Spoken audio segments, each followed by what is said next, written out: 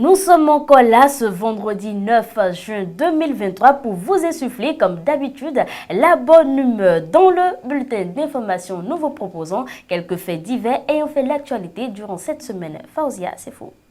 C'est un retournement de la situation dite disparition de cesse dans la commune de Segbana, département de la Libourie. Cette fois, c'est 5 victimes qui ont été déposées en prison, contrairement à ce à quoi on pouvait s'attendre. Dans le but de mieux comprendre cette affaire, une enquête avait été diligentée auprès des médecins. De cette enquête, selon BIP Radio, l'on retient que les cesses des victimes sont restés intacts, c'est-à-dire qu'ils n'ont connu aucun problème après consultation des certificats médicaux. C'est en se basant alors sur ces résultats que le tribunal de Kandi a accusé les victimes de diffusion de fausses nouvelles, ce qui a permis aux 9 présumés auteurs de recouvrer leur liberté. Le média rapporte également que la police est à la trousse des autres victimes afin de subir la même sentence. Cette affaire de disparition de cesse avait secoué la commune de Segbana la semaine dernière. De Segbana, rendons-nous à présent à Boyikon. Dépassé par les tribulations de la vie, un aspirant au métier d'enseignement se donne la mort. Dans la commune de Boyikon, plus précisément à Agbanazungodo, un jeune homme s'est donné la mort par pendaison le dimanche 4 juin 2023. Selon notre source, le défunt serait un enseignant aspirant à l'école primaire publique à Dogbe. Et selon la même source, ce dernier aurait laissé un écrit dans lequel il a exprimé son dégoût pour la vie qui ne vaut plus la peine d'être vécue. Pour l'heure, plusieurs sources sont avancées pour justifier sa mort. Cependant, il est indispensable que l'homme surmonte les épreuves de la vie, puisque le suicide n'est pas une panacée aux difficultés humaines. De Boyikon, nous atterrissons à Dassazoumé. Au Bénin, plus précisément dans la commune de Dassazoumé, dans le département des Collines, un fait insolite fait jaser. Il s'agit d'un homme qui a enceinté sa propre fille. Interpellés, les 2 tuteurs ont été conduits à la cour royale de la localité ce mardi 6 juin 2023. Selon les témoignages recueillis respectivement auprès du père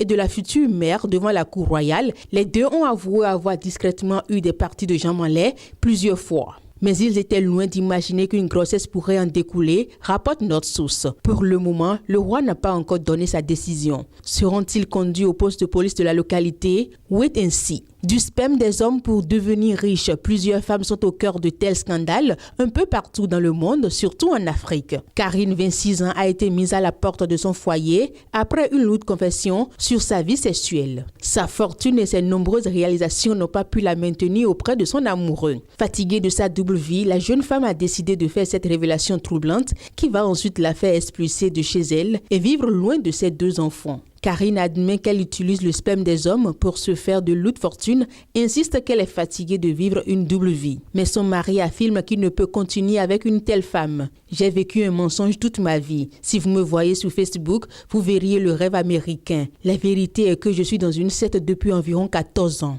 Quand je dormais avec les maîtres, je prenais leur sperme à la secte et je les donne aux maîtres. En retour, j'avais de l'argent et du charme. » À en croire Karine, elle voyait 100 ou 160 personnes par semaine et elle ne savait pas à quoi servait le spermatozoïde. Nous passons à présent à un autre fait de société. Un agent de sécurité aurait volé 10 millions de francs CFA à son employeur et aurait ensuite sollicité les services d'un charlatan pour rendre son patron amnésique. L'affaire était en débat au tribunal de Cotonou, mercredi 7 juin 2023.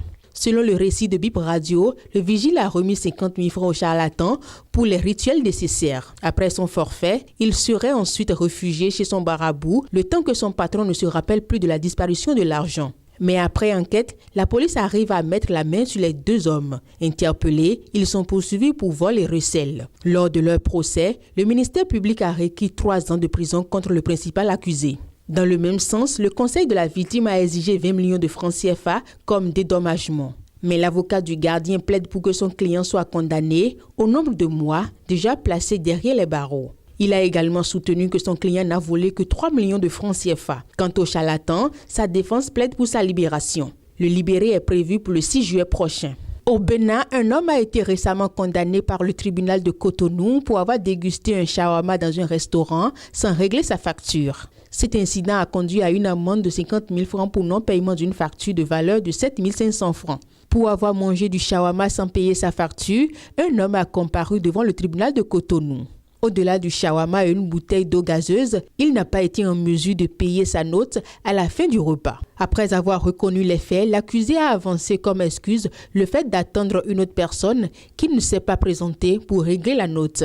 Cependant, le tribunal n'a pas été convaincu par cette explication et a pris une décision en faveur du restaurant. L'homme a été condamné à payer une amende de 50 000 francs pour non-paiement d'une facture fournie à 7 500 francs. Selon les informations rapportées par BIP FM, il semblait que l'homme avait été déjà impliqué dans des incidents similaires dans le passé. Il est considéré comme un récidiviste en matière de non-paiement de ses dettes dans les restaurants.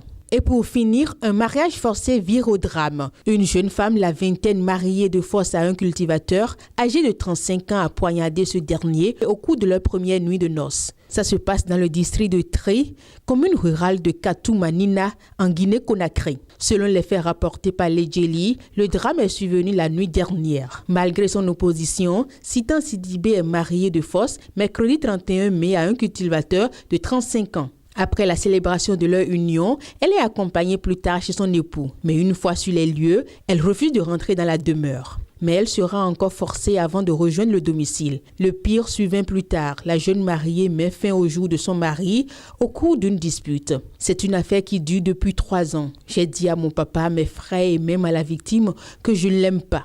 Hier, ils ont organisé le mariage malgré mon opposition. Quand on m'a accompagné chez lui, je suis restée sous l'arbre et ne voulant pas du tout rentrer dans sa maison. Quelque temps plus tard, il est venu m'obliger à rentrer avec lui. Et c'est quand il me tapait dessus pour me forcer à rentrer que j'ai sorti le couteau que j'avais et je l'ai poignardé au niveau du ventre, a déclaré Sitan. Si elle regrette son acte, elle accuse toutefois son père et un de ses amis d'être à l'origine du drame.